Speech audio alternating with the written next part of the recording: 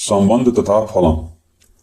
दो क्रमित युग्मों के बीच समानता यदि a comma b c comma d के बराबर है तो a बराबर c होगा और b बराबर d होगा। दो समुच्चयों का कार्तीय गुणनफल। सभी संभव क्रमित युग्मों a कामा b से बने समुच्चयों को कार्तीय गुणनफल a क्रॉस b कहते हैं, जहां a बिलोंग टू a और b belong to b। a cross b a comma b such that a belongs to a b belongs to b। संबंध किसे कहते हैं? यदि a तथा b कोई अरिक्त समुच्चय है, अरिक्त मतलब उसमें कुछ न कुछ अवयव हैं, तो a का b से संबंध r यह है कि ये a क्रॉस b का उप समुच्चय है। a क्रॉस b का क्या होता है? उप समुच्चय होता है। r इस subset of a cross b, r a से b का संबंध है।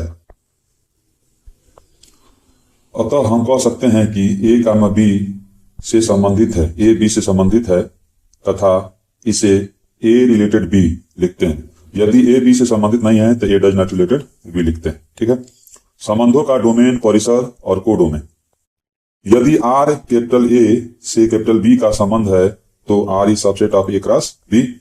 पहला नियम यह है, इसमें पहला चीज है कि डोमेन। डोमेन क्या कहलाता है? किसी समुच्चय r के क्रमित युग्म के सभी प्रथम अवयवों का समुच्चय, जो भी प्रथम अवयव हैं, ठीक है, जो भी क्रमित युग्म बनेगा उसका जो भी प्रथम अवयव होता है, ठीक है, उसको बोलते हैं डोमेन। किसी समुच्चय r के क्रमित युग्म के सभी द्वितीय अवयव को क्या बोला जाता है? परिसर कहा जाता है। ठीक है। जो भी क्रमित युग्म इस तरह से बनेंगे, ठीक है, उनका जो प्रथम अवयव है, प्रथम अवयव को बोला जाता है डोमेन या प्रांत कहा जाता है। ठीक है। और द्वितीय अवयव, ये दूसरा अवयव जो होगा उसको कहा जाता है परिसर या रेंज।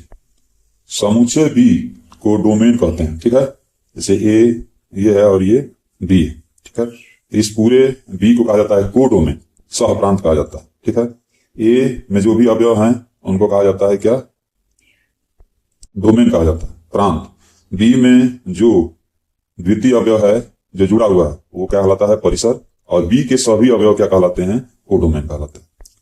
विभिन्न प्रकार के संबंध। स्वतुल्य संबंध। स्वतुल्य संबंध क्या होता है? यदि a comma a belongs to r, सभी a बिलोंग्स टू a के लिए, अर्थात a रिलेटेड टू a, सभी a बिलोंग्स टू a के लिए। ठीक है।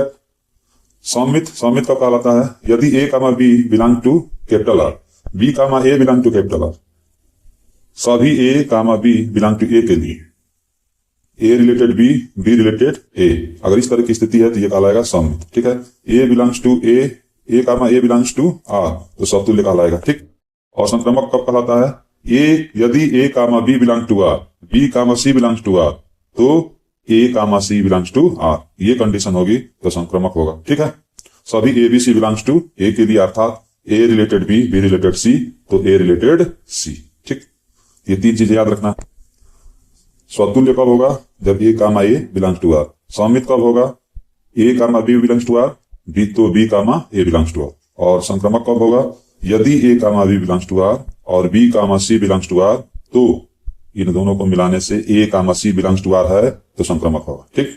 अगर ये तीनों है, स्वतुल्य भी है, सममित है और संक्रमक भी है, तो इसको तीनों को मिलाकर तुल्यता संबंध कहलाता है।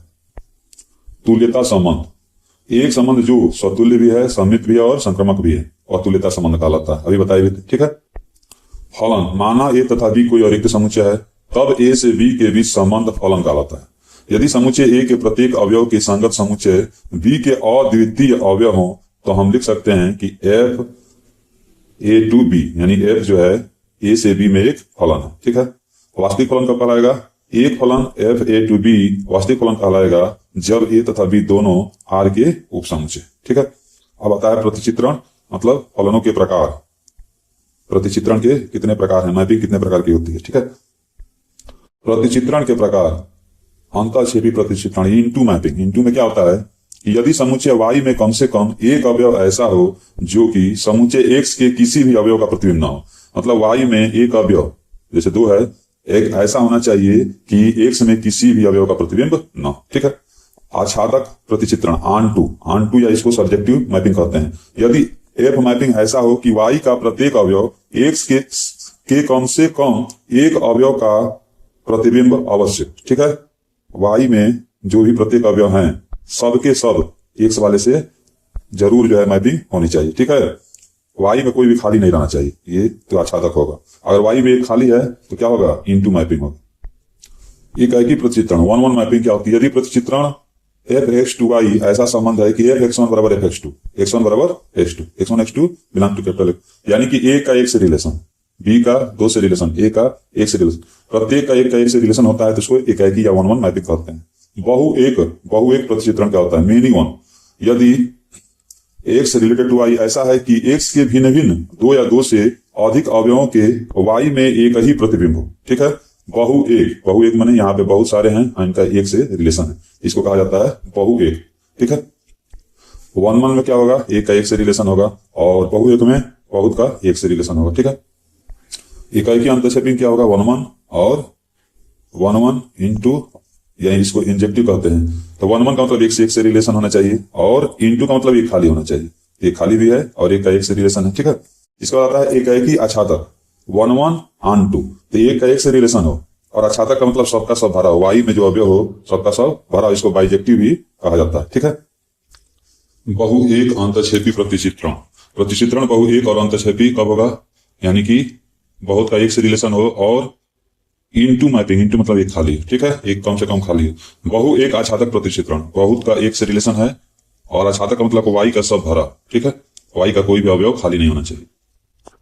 अगला लेसन है अध्याय 2, प्रतिलोम त्रिकोणमितीय फलन। प्रतिलोम वृत्तीय फलन के प्रांत, परिसर और मुख्य मान। ठीक है, प्रांत, परिसर, ये मुख्य मान दिया हुआ है, हमको मुख्य मान को याद रखना है। ठीक है, साइन इनवर्स एक्स का होता है -π/2 से π/2, cos इनवर्स एक्स का होता है -π/2 से π/2, लेकिन इसमें इक्वल टू नहीं लगेगा और इसमें इक्वल टू लगेगा। tan इनवर्स एक्स का भी होता है -π/2 से π/2। फिर से देख लेते हैं, साइन इनवर्स एक्स का जो होता है -π/2 से π/2, इस तरह से याद रखिए। पहले tan इनवर्स एक्स का -π/2 से π/2। ठीक है, फिर आपका -π/2 से π/2 है cosec इनवर्स एक्स का -π/2 से π/2। इन तीनों का याद रखिए, साइन इनवर्स एक्स का -π/2 से π/2, tan इनवर्स एक्स का -π/2 से π/2, cosec इनवर्स एक्स का भी -π/2 से π/2। लेकिन साइन इनवर्स एक्स में बराबर लगा रहेगा, tan इनवर्स एक्स में बराबर नहीं, इक्वल टू नहीं लगा है, और cosec इनवर्स एक्स में इक्वल टू लगा है, लेकिन y does not equal to 0। ठीक है, बाकी 3 बच गए। cos इनवर्स एक्स का, तो cos इनवर्स एक्स का जो है ये 0 से पाई होता है, सेम उसी तरह से इनवर्स एक्स का भी 0 से पाई होता है, और बच गया cot इनवर्स एक्स, उसका भी क्या होता है, 0 से पाई होता है। ठीक है, cot इनवर्स एक्स इसका भी होता है 0 से पाई। इसके बाद जो है आपका cos इनवर्स एक्स का भी होता है 0 से पाई। ठीक है, और sec इनवर्स एक्स का भी 0 से पाई। cos इनवर्स एक्स में बराबर लगा रहेगा, इसमें sec इनवर्स में बराबर लगा रहा है, लेकिन y does not equal to π/2, और cot इनवर्स में बराबर नहीं लगेगा, cot इनवर्स एक्स में बराबर नहीं लगा रहा है। ठीक है, तो 3 जो है साइन इनवर्स एक्स का, sign inverse x, tan inverse x और आपका cosec इनवर्स एक्स, इन तीनों का -π/2 से π/2, और cos inverse x, sec inverse x और cot इनवर्स, इन तीनों का 0 से पाई। इस तरह से दिमाग में सेट रखिए।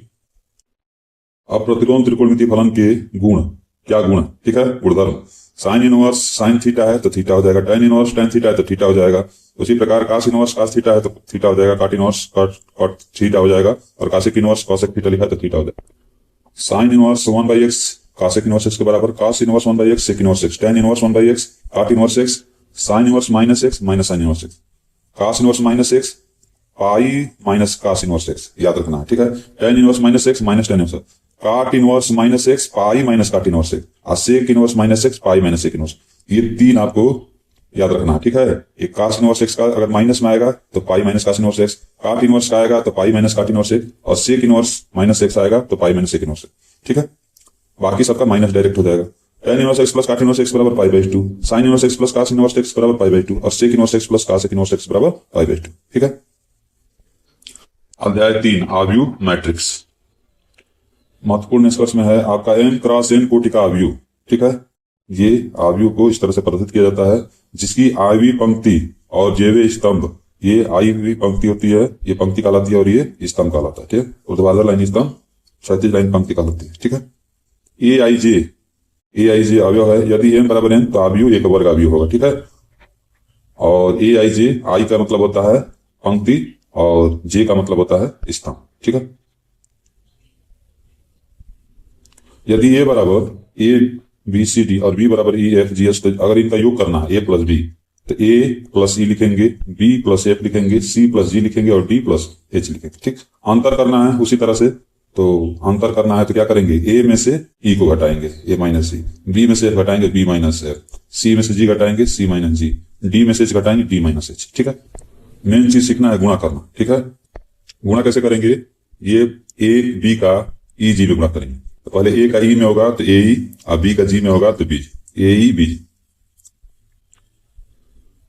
अब पहला पंक्ति और दूसरा स्तंभ में करेंगे। ठीक है, ए का एफ में करेंगे तो ए एफ, बी का एच में करेंगे तो बी एच। ठीक है, ये आ जाएगा।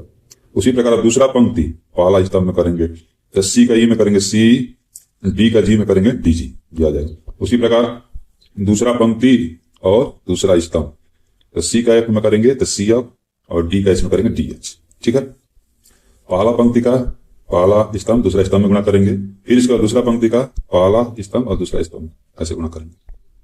ए B does not equal to B, यानी कि उल्टा सत्य नहीं है। ए का बी में गुणा करेंगे और बी का ए में करेंगे तो ये बराबर नहीं आएगा।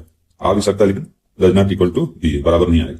ए बी सी बराबर ए बी सी, इस तरह से लिख सकते हैं। ठीक है, ए बी में कोष्टक लगा सकते हैं, बी सी में कोष्टक। ए बी प्लस सी बराबर ए बी प्लस ए सी, ये भी सही है, लेकिन इसका ए बी इंटू बी ए ये गलत है। ठीक है, गुणा करने पर बराबर नहीं। आव्यूह का परिवर्तन ट्रांसपोज क्या होता है। ठीक है, ट्रांसपोज ऑफ अ मैट्रिक्स। यदि ए बराबर ए आई जे एन क्रॉस एन कोटि का आव्यूह है तो ए की पंक्तियों और स्तंभों का परस्पर विनिमय करने से प्राप्त होने वाला आव्यूह परिवर्त आव्यूह कहलाता है, या इसको ए डैश या ए ट्रांसपोज से निरूपित करते हैं। ठीक है, कहने का मतलब है कि कोई आव्यूह दिया हुआ है, ठीक है, और ये पंक्ति है।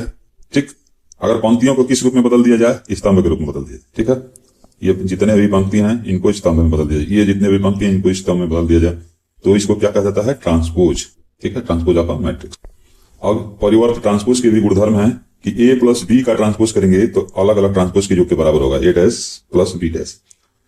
के ए डैश, के कोई संख्या है तो के बाहर आ जाएगा, ए डैश में ट्रांसपोज।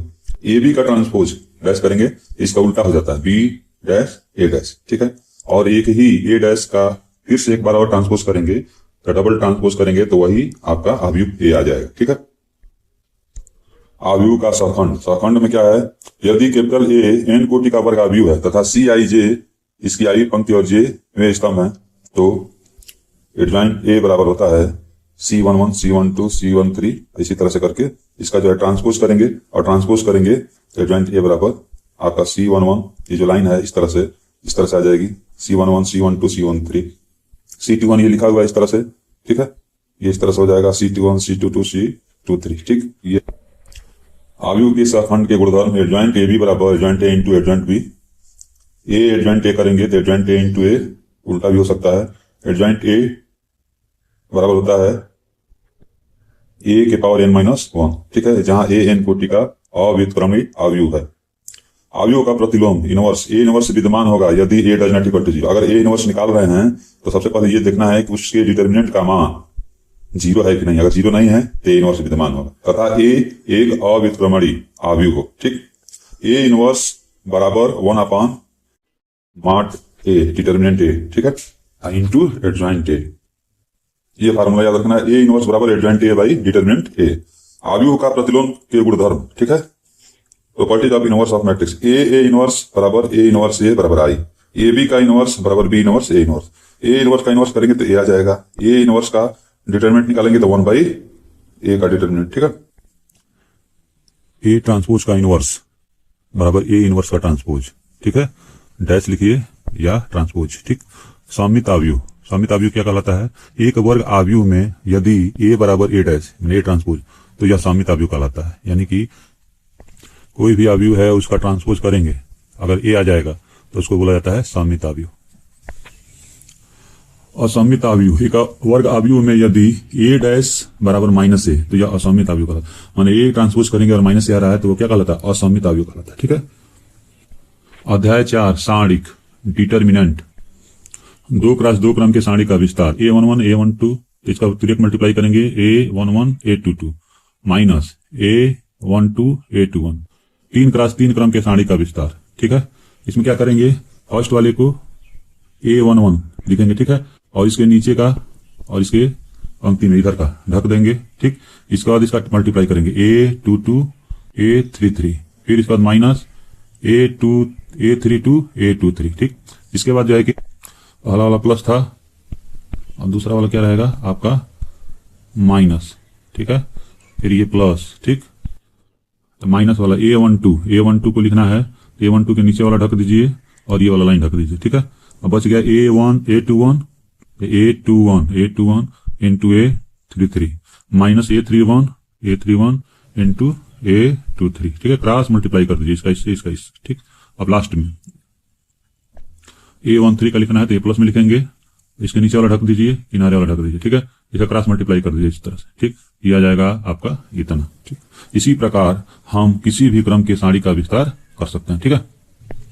सारणिकों के गुणधर्म। पहला गुणधर्म क्या है? किसी सारणी का मान उसकी पंक्तियों तथा स्तंभों के परस्पर परिवर्तन करने पर अपरिवर्तित रहता है। मैंने आपस में अगर उनका परिवर्तन करेंगे तो कोई मान पर असर नहीं होगा। दूसरा है, यदि एक सारणी की दो पंक्ति या स्तंभ परस्पर आपस में परिवर्तित कर दिया जाए तो सारणी का चिन्ह परिवर्तित हो जाता है, ठीक है। अगर दो पंक्ति या स्तंभ को आपस में बदलेंगे तो चिन्ह भी बदल जाएगा, प्लस है तो माइनस, माइनस है तो प्लस। तीसरा, यदि एक सारणी की कोई दो पंक्ति या स्तंभ समान है तो सारणी का मान क्या होता है? शून्य होता है। तो ये सबसे इंपॉर्टेंट है। यदि एक सारणी के किसी पंक्ति के प्रत्येक अवयव में k से गुणा कर देते हैं तो सारणी का मान क्या हो जाता है? k गुना हो जाता है। और लास्ट में यदि a n क्रॉस n क्रम का अवयव है तो k बराबर k की पावर n डिटर्मिनेंट a, ठीक है। a बराबर दिया हुआ है, a के उप सारणी क्या होंगे? तो m1 बराबर हो जाएगा, तो अगर 1 1 लिखना है तो इसके और इसके वाला ढक लीजिए, जो बचेगा वो आपका m11 हो जाएगा। m12 लिखना है, ठीक है, तो ये M12 इसके नीचे का और इस तरह वाला ढक लीजिए, जो बच गया इसको एक सारणी में लिख दीजिए, ये 2 1 2 3 3 1 3 3, ये आपका आ जाएगा। उसी प्रकार सबको लिखना, ठीक है। ए के सहखंडज CIJ लिखना है तो -1 के power I plus J MIJ, ये जो भी उप सारणिकाएं हैं इन सबको यहाँ पे रख देंगे तो चिन्ह के साथ, ठीक। अब I और J है, I और J, अगर I का मान 1 है, J का मान 1 है तो ये आएगा 1 1 2, -1 का स्क्वायर करें तो प्लस आएगा, ठीक है। कहने का मतलब अगर जोड़ने पर सम आ रहा है तो प्लस आएगा और विषम आएगा तो माइनस आएगा। जैसे 1 1 है, जोड़ेंगे तो प्लस आएगा, तो यहाँ पे सम है तो प्लस आएगा। 1 2 है, M12 इसका माइनस आएगा। M13 है तो 3 और 1 4, सम आएगा तो प्लस आएगा, ठीक है। इसका माइनस आएगा, इसका प्लस आएगा, इसका माइनस आएगा, इसका प्लस आएगा, इसका माइनस आएगा, इसका प्लस आएगा, ठीक है। इस तरह से याद रखना।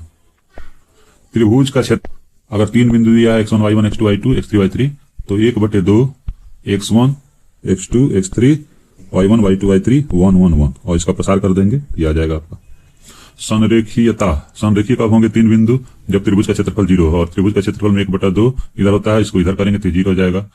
x1 x2 x3 y1 y2 y2 y3 और 1 1 1, ये जब 0 होना चाहिए, ठीक है। इसके बाद n क्रॉस n के वर्ग आव्यूह हैं तो a के सहखंडज एडजॉइंट a बराबर होता है c का ट्रांसपोज कर देंगे, ठीक। a का सहखंड आव्यूह a एडजॉइंट a बराबर डिटरमिनेंट a I n या एडजॉइंट a इंटू a हो जाएगा। एडजॉइंट a बराबर होता है डिटर्मिनेंट a की पावर n-1 यदि determinant a does not equal to 0। Adjoint a भी बराबर होता है adjoint b into adjoint a, ठीक। एक वर्ग आव्यूह a का प्रतिलोम विद्यमान होगा यदि और केवल यदि a अव्युत्क्रमणीय, मतलब a डज नॉट, a का जो डिटर्मिनेंट है वो 0 नहीं होना चाहिए, ठीक है। तो पढ़े भी थे, a इनवर्स निकालना है तो adjoint a by determinant a, ठीक है। डिटर्मिनेंट a का मान 0 नहीं होना चाहिए। a इनवर्स का इनवर्स करेंगे तो a आएगा, a b का इनवर्स करेंगे तो b इनवर्स a इनवर्स आएगा। एडजॉइंट a इनवर्स करेंगे तो a एडजॉइंट a का इनवर्स आ जाएगा। समीकरण निकाय, अगर 3 समीकरण है, ये a1 x b1 y c1 z बराबर d1 दूसरा समीकरण है और ये तीसरा समीकरण है, इसको लिखना है तो ax बराबर b के रूप में लिखा जा सकता है, जहां पे ये a है, ये x है और ये b है। एक समीकरण निकाय संगत कहलाता है यदि हल विद्यमान हो, और असंगत कहलाता है अन्यथा असंगत कहलाएगा, ठीक है। आव्यूह समीकरण ax बराबर b में यदि determinant a does not equal to 0 है तो समीकरण निकाय संगत होगा और द्वितीय हल होगा। यदि डिटर्मिनेंट a बराबर 0 है और adjoint a into b does not equal to 0 है तो समीकरण निकाय का कोई हल नहीं होगा, अर्थात असंगत होगा, ठीक है। और डिटर्मिनेंट a बराबर 0 है और एडजॉइंट b बराबर 0 है तो समीकरण निकाय संगत होगा और इसके अनंत हल होंगे, ठीक है। जब b का मान 0 0 रहेगा तो डिटर्मिनेंट a अगर 0 है तो निकाय का केवल तुच्छ हल होगा, x बराबर 0 y बराबर 0 z बराबर 0। अगर डिटर्मिनेंट a 0 है तो समीकरण के अनंत हल होंगे, ठीक है। अध्याय 5 है सतत तथा अवकलनीयता। मानक परिणाम है कुछ। Limit extends to a x की पावर n माइनस a की power n by x minus a बराबर n a की power n minus 1। Limit extends to 0 sine x by x इसका मान होता है 1। Limit extends to 0 tan x by x का मान होता है 1। उसी प्रकार limit x tend to 0 sine inverse x का मान बाई एक्स का मान 1 होता है, tan inverse x by x का मान 1 होता है, e की पावर x माइनस 1 बाई एक्स बराबर 1 होता है, e की पावर x minus 1 by x log a base c होता है, log 1 plus x by x का मान होता है 1 प्लस x की पावर 1 बाई एक्स e के बराबर होता है 1 प्लस 1 अपन x की पावर x, ठीक है, e के बराबर होता है साइन x बटा x, जब x इन्फिनिटी होगा, ठीक है, x टेंड्स टू इन्फिनिटी तो ये 0 होगा, ठीक। अब ये अवकलन का फार्मूला x की पावर n का क्या होता है, n x की पावर n माइनस 1, ठीक है, कोई कांस्टेंट रहेगा तो बाहर गुना हो जाएगा, ठीक। कांस्टेंट का क्या होता है, 0 होता है, साइन x का cos x होता है, cos x का माइनस साइन x होता है अवकलन, ठीक है, tan x का होता है sec स्क्वायर x होता है, sec स्क्वायर x होता है, cos x का minus cos x cot x होता है, sec x का sec x tan x होता है, cot x का minus cos x square x होता है, e की पावर x का e की पावर x होता है, a की पावर x का a की पावर x log a is greater than 0, log x का होता है अवकलन 1 by x, log x base a का होता है 1 upon x log a base e।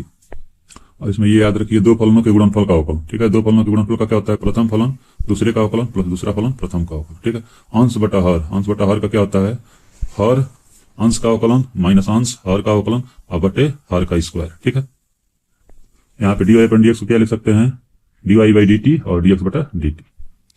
उचित प्रतिस्थापन, ठीक है, अगर इस रूप में फलन है a स्क्वायर में एक्स स्क्वायर तो x बराबर रख सकते हैं a साइन थीटा या a cos थीटा, अगर इस तरह से है एक्स स्क्वायर में से स्क्वायर तो x जगह पर रख सकते हैं a सेक थीटा या a cos थीटा, अगर इस रूप में है तो a sec square theta plus b sine square theta, अगर इस रूप में है तो a sec square theta minus b tan square theta, और इस रूप में है तो x की जगह पे a tan theta a cot theta.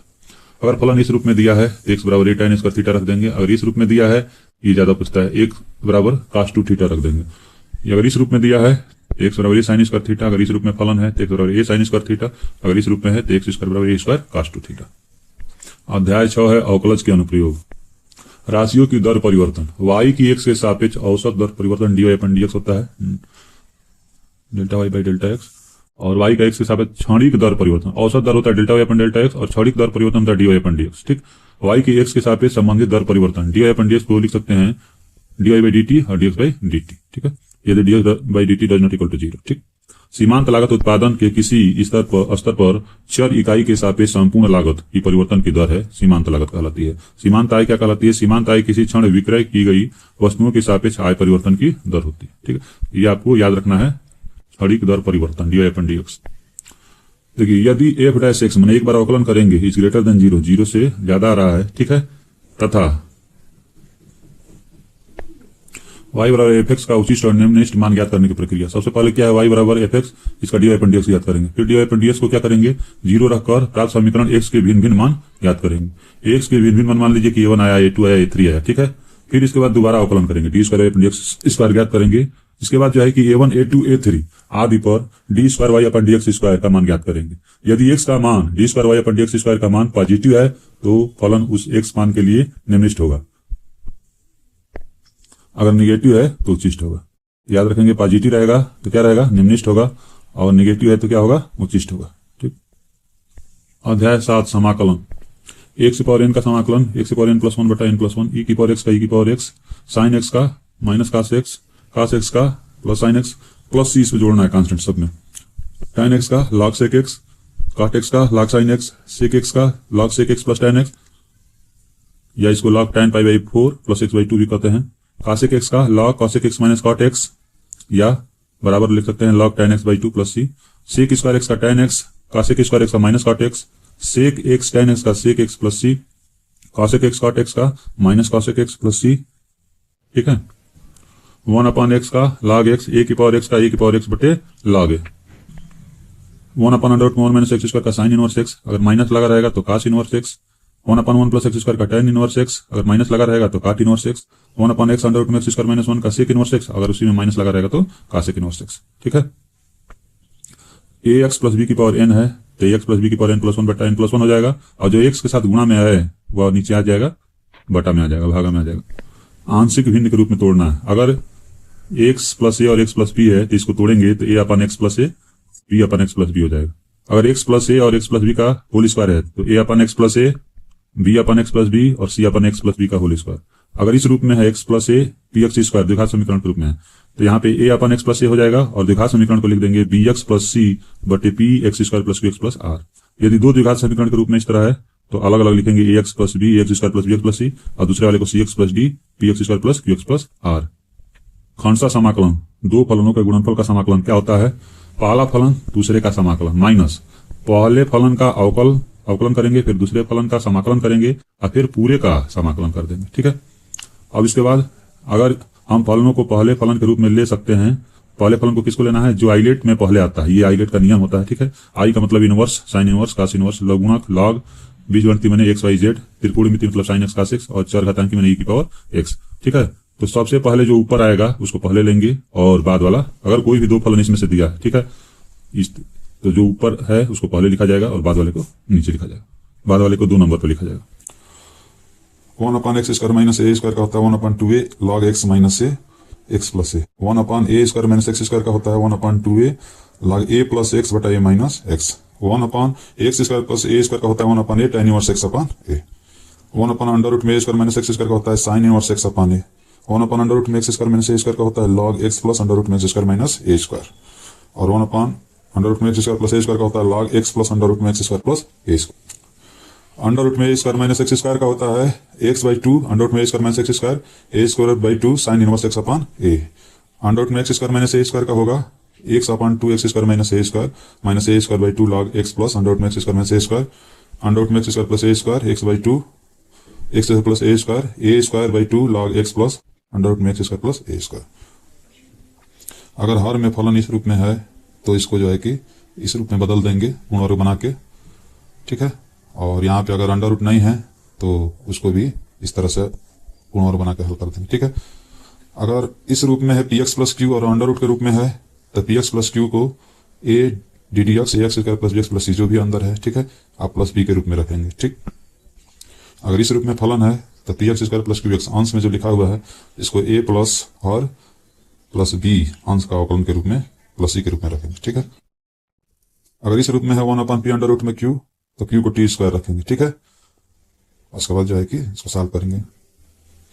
अगर इस रूप में है a sine square x plus b cos square x तो कास स्क्वायर एक्स से भाग दे देंगे और उसके बाद tan एक्स को टी मान लेंगे तो समाकलन करेंगे। अगर इस रूप में है ए प्लस बी कास एक्स या ए प्लस बी साइन एक्स तो कास एक्स की जगह पे 1 minus tan inverse x tan square x by 2 और 1 plus tan square x by 2। ठीक है। और साइन एक्स की जगह पे अगर लिखना है तो 2 tan x by 2 1 plus tan square x, उसके बाद tan एक्स बाई 2 को टी मान लेंगे।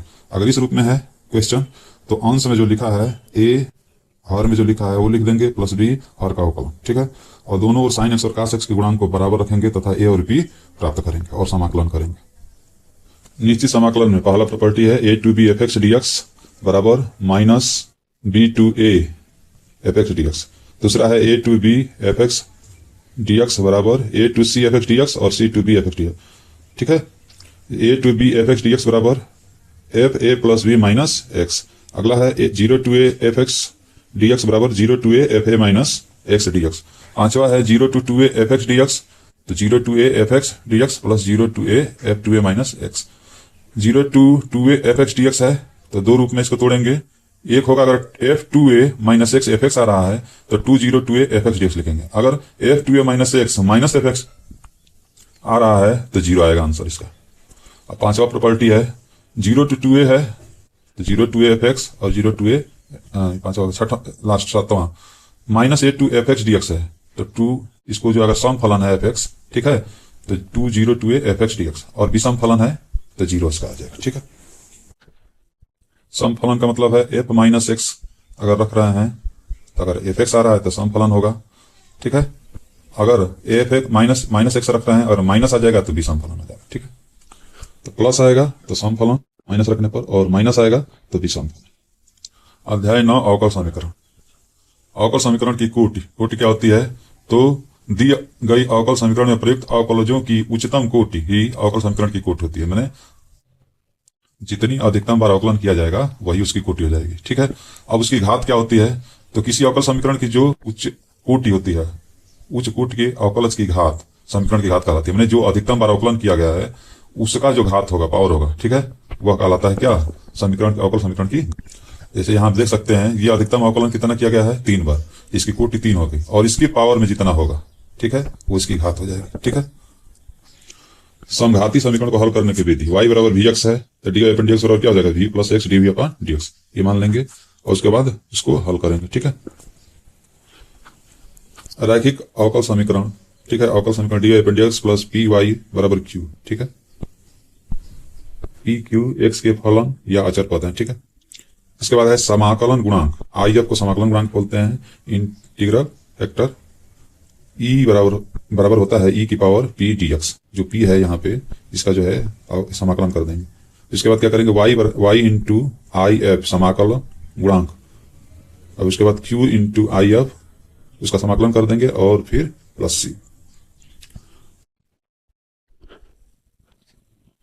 और उल्टा रूप में दूसरे रूप में है तो ये हो जाएगा। ठीक है, तो एक याद रखिए, दूसरा वाला इस तरह से कर देंगे। ठीक, अध्याय 10 सदिश बीजगणित। ठीक है, महत्वपूर्ण निष्कर्ष परिभाषा सब आप पढ़ते चलिए। वीडियो को रोक लीजिए और रोक कर देकर पढ़ते चलिए। सदिशों का योग ए प्लस बी, खंड सूत्र, अदिश गुणनफल a dot b a b cos theta. सदिश गुणनफल ए क्रॉस बी बराबर ए बी साइन थीटा।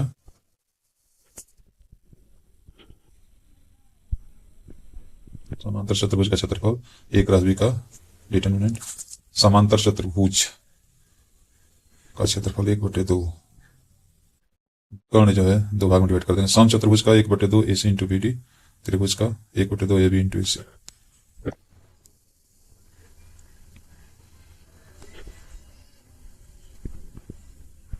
अध्याय 11 है त्रिविमी ज्यामिति। सूत्र देखते जाइए, दिख को जाए, इसको रोक कर वीडियो को पढ़ते चलना है। L square plus m square n square बराबर 1 कास थीटा बराबर L1 L2 M1 M2 N1 N2।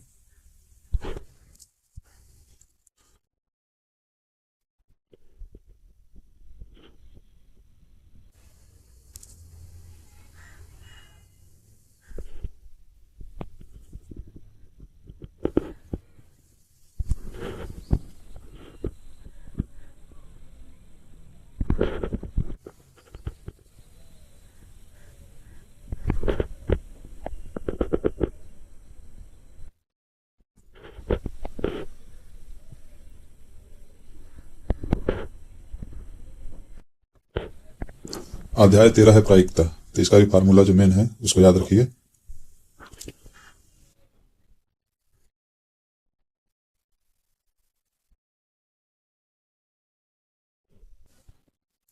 सप्रतिबंध प्रायिकता। वीडियो को रोककर पढ़ लीजिए। बेस प्रमेय।